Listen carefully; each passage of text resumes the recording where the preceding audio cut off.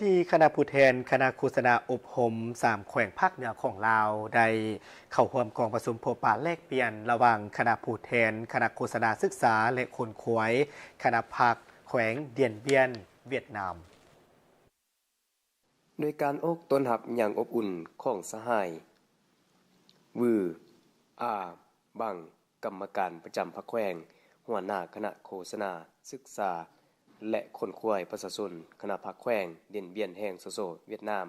พร้อมด้วยคณะไปขึ้นไว้เยี่ยมยามและเฮ็ดเวียกอยู่แขวงเดียนเบียนของคณะผู้แทนคณะโฆษณาอบรมแขวงพงศาลีในครั้งนี้โดยคณะได้เข้าเยี่ยมคำนับสหายเลเทงโดห้องเลขาภาคแขวงเดียนเบียนแห่งโซเวียดนามที่ศูนย์จัดกองประชุมวัฒนธรรมแขวงสำนักงานคณะภาคแขวงจากนั้นคณะได้เข้าร่วมพิธีพบปะแลกเปลี่ยนบทเรียนระหว่าง3แขวงภาคเหนือลาวพงศาลี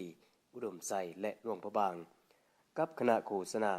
ศึกษาและคนขวยประชาชนคณะภาคแขวงเดียนเบียนข้อมูลการเคลื่อนไหวของคณะโฆษณาศึกษาและคนขวยประชาชนคณะภาคแขวงเดียนเบียนและตีราคาผลได้รับในการจัดตั้งปฏิบัติเนื้อในบทบันทึกที่ได้เซ็นร่วมกันโดยทั้ง2ฝ่ายได้แลกเปลี่ยนบทเรียนในการเคลื่อนไหวของเวียกงานโฆษณาศึกษาและโฆษณาอบรมของแต่ละฝ่ายจัดกองประชุมพบปะแลกเปลี่ยนบทเรียนร่วมกัน2ปีต่อครั้งโดยผลัดเปลี่ยนเป็นเจ้าภาพ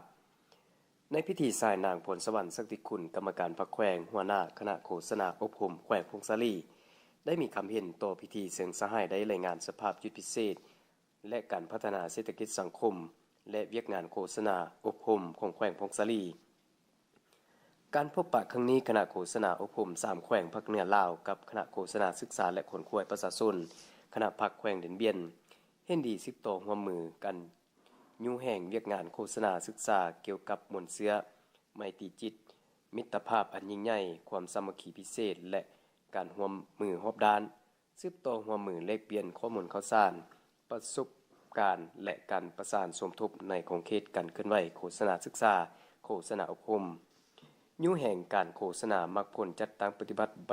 บทบันทึกความเข้าใจสนองเอกสารด้านวิชาเฉพาะในการค้นคว้าอ้างอิงห้ามเหียนแลกเปลี่ยนประสบการณ์ในเวียกงานแลกเปลี่ยนเวียกงานหางเสียงสังคมโตสู้ตอบโตกับบรรดาหางเสียงบิดเบือนของบรรดาอิทธิกำลังปรปักษ์ทางไซเบอร์ในการลบลวงใส่หายไป4ความสามัคคีมิตรภาพลาวเวียดนามระหว่าง3แขวงภาคเหนือลาวและแขวงเดียนเบียนเห็นดีเป็นเอกภาพกับการจัดพบปะครั้งต่อไปแม่นแขวงอุดมไซจะเป็นเจ้าภาพจัดขึ้นในปี2027การพบปะครั้งนี้ต่างหน้าคณะผู้แทนแขวงพงศาลีอุดมไซหลวงพระบางและแขวงเดียนเบียนยังได้เซ็นบทบันทึกสวยจำกันร่วมมือนำกันโอกาสนี้คณะผู้แทนไปเยี่ยมยามเที่ยวชมห้องห้อยประวัติศาสตร์ในสนามรบเดียนเบียนฟูเที่ยวชมอนุสาวรีย์นักรบนิรนามที่เสียชีวิตในปางสงครามคุ้มครองของนายพลเดอกัตเตอรีผู้บัญชาการรบทหารฝรั่งพบพิพิธภัณฑ์แขวงเดียนเบียนเที่ยวชมตลาดเมืองแท่งไปทัศนะรูปการพัฒนาเศรษฐกิจเลี้ยงกวางเพื่อผลิตเหล้าข้าวกวางอ่อนและส่งขายอยู่ที่ตาแสง 30,000 ตึมอีก